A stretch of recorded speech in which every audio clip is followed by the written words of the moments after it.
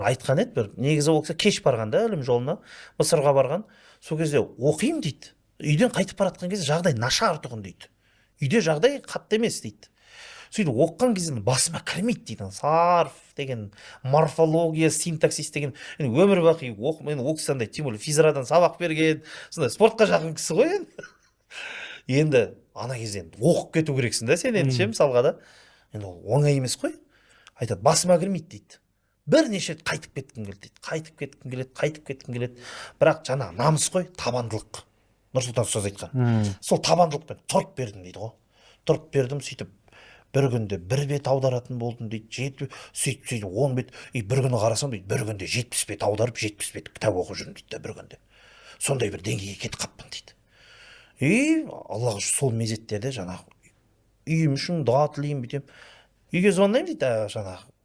Ой, бүгін пылесос алдық, анандай алдық, мынаны күнде звондаймын, бірдеңке алып жатыр әйтеуір.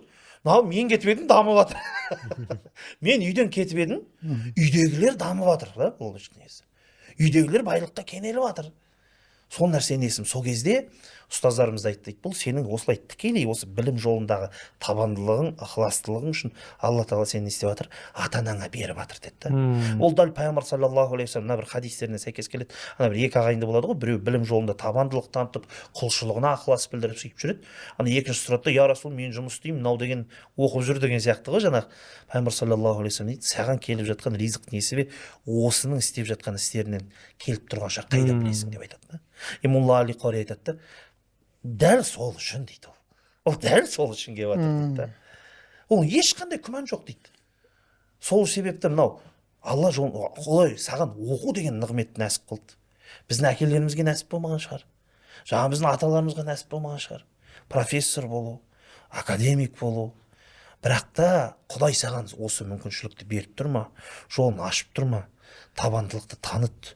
Құдайға көрсет, мен осы жолда болғым келеді. Көрсетсең болды, ары қарай Құдай өзі жаңағындай жеткізіп қояды деген сияқты әңгімелер ғой. Мен жаңа Алла разы болсын. айтайын деген